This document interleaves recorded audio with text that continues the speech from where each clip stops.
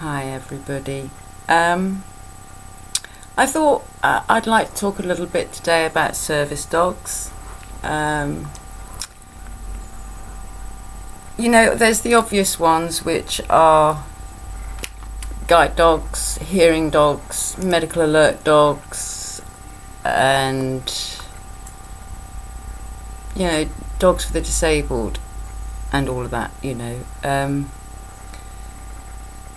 To buy a fully trained service dog of the age of 2 will cost in excess of £13,000. So I guess I'm lucky that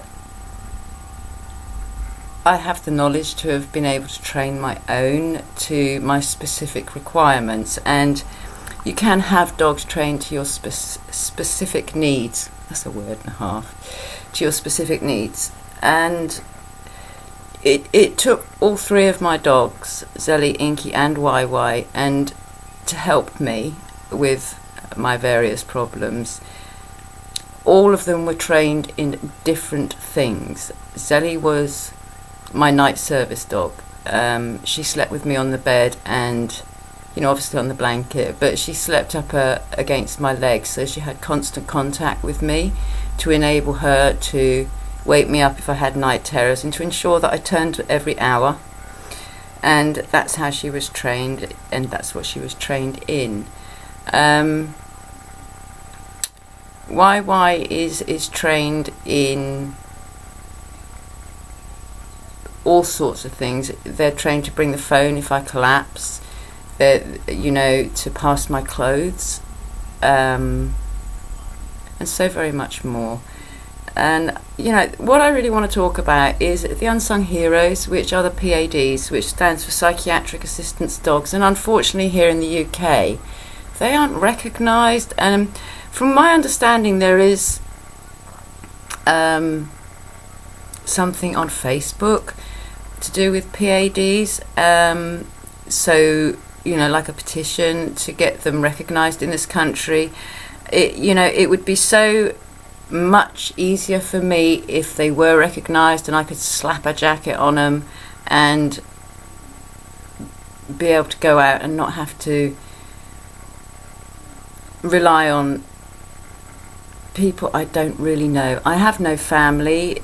Some of you know a little of my history, and I'm not really ready to go into that just now. But after me and my husband split up, I shut the door on the world pretty much. I don't trust humans. I trust my dogs implicitly, totally. They've never hurt me, and it took all 3 to help me find myself again. Zelly was not interested in other people. All she wanted to do was ensure I was okay. She was wonderful. She was calm. She was a border collie cross terrier, whereas Inky and YY are purebred border collies from working stock. All of my dogs that I've had from puppies, and this is my first pack and will be my only pack. All came from working farms, sheep farms. Inky and YY from sheep farm, and Zelly off a cattle farm, because Zelly's legs were too short basically to work. So she was only £30, but £30 of pleasure. And she was fully trained in agility by the time she was 1, fully trained to Crufts level obedience by the time she was 1. And at that time we got her. I was still with my husband. We got her because I was under the impression I was going to die from cancer, and I didn't want him to be on his own, so I trained her for him. But he got bored of her, and I asked him, I said, why aren't you competing with Zelly anymore in agility? Because she never had a pole down. She never made one mistake. He did, because he refused to walk the course. You can't do agility without walking the course. It's not going to work. So after all of that, and he was arrested, and whatever, I thought to utilise the intelligence within the animals that I had, who, because I've had them all from tiny little puppies, Sally from 8 weeks, Inky from 6.5 weeks, and YY from 5.5 weeks. We've been together 24/7 every day of their lives. And because of that, we have a bond that's so strong. I can sense them in my mind, and it's a wondrous thing. And when I lost Sally and she was no longer in my mind, she was my heart. I've always said they're my heart, my soul, and my spirit. And Sally was my heart, Inky is my soul, and YY is my spirit. And the three of them together got me over heroin addiction. Zelly would ignore me if I used, and that hurt me. But it made me stop. She would come to the door and sniff my hand to check if I had drugs in my hand. And that's a level of intelligence that you have to utilise. How remarkable is that? All three of them put together, Zelly being a very calm, strong individual, very strong, and Inky being the caretaker of the pack. Zelly was the protector, Inky is the caretaker, and YY is the watcher. And that's just their positions in the pack. We lost our protector. Zelly was also trained to come out with me, and because she had no interest in other people, she would keep me safe, because I'm terrified to go out, absolutely terrified to go out without my dogs. YY sadly can get stress-related colitis, which is a concern in the event that anything happens to Inky. Hopefully not. That depends on, of course, what kind of pneumonia she has. If it's just bacterial, I think we can get over it. If it's fungal,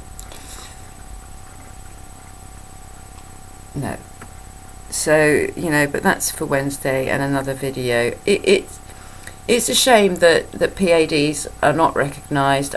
I think they're very much the unsung heroes of assistance dogs. I know in America that some of the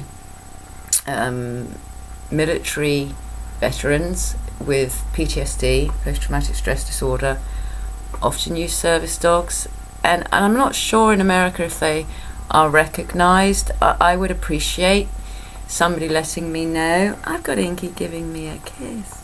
Hello. Hello. Oh, I know you're there. Why, Inky? It's nice to see her up and about. I even straightened my hair for you today, look, folks.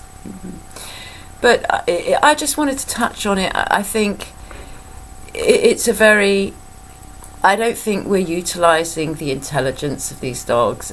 And, YY is my mirror. What I feel, she feels. It's like when my social worker was coming around after Zelly passed, YY would drag her handbag along the floor, and she was saying, "Get out.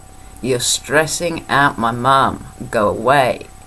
And I've had workmen come round who put their tools on the floor, and she picks their tools up and puts them in the box because she knows I don't want them here. People sort of wonder what my dogs do for me, and I will touch more on it in further videos. But I just wanted to give you another little update on Inky. I mean, she's here with me, and they're both here actually. I'll see if I can get them on camera for you. There she is. There's Inky. Say hello. And there's YY. There's Inky. Hi, Inks. Yes, the people of the world. And there's YY. There she is. Are we going to have a tail wag, Inky? Inky going to wag her tail? No, Mummy says, not today. I don't feel like it. There you go. So that's it for today. I'll think a little bit more and get a little bit more prepared for my videos, but I just was amazed at the response to my debut video, and I'm using daylight today. I can only do what I can do. I don't have the money for expensive lights, cameras and all of that. You know, all my money is going to the PDSA, and they're so worried about the cost of everything that I'm doing my best. I'm so concerned that they'll think, oh, she's an old dog, it's cheaper to put her to sleep. That is my biggest concern. So, you know, I have stipulated to them very clearly that I will pay for her drugs. However, if it goes on and they will try to go down the euthanasia route, and I have to fight that, I'm going to fight that. Unless, of course, she's in suffering or, you know, riddled with cancer and in pain. I would never allow any of my dogs to suffer, because that is morally wrong on such a huge level. You know, at least that's the one thing we can give them, is dignity in death, which is more than we get, which again I think is wrong. But maybe a discussion for another day. So, you wonderful ladies, and you are. I want to say hi to Mary Glitzy Fritzy, who I forgot to mention yesterday, which was very, very wicked of me. Very naughty, Laura. And Susan, little poet. What a wonder she is, huh? What a wonder. And of course Patty. I'm getting hassled. So I've got to go and do playtime with the girls, because work is only one side and play is equally as important, obviously. I'll keep in touch and try and get a little bit more organised with my videos. So I hope you all have a wonderful Sunday, because it's Sunday here in the UK. It's in 10 a.m. in the morning. And I'll get back to you very soon. Please take care, everyone. Stay well, hugs, and bye for now.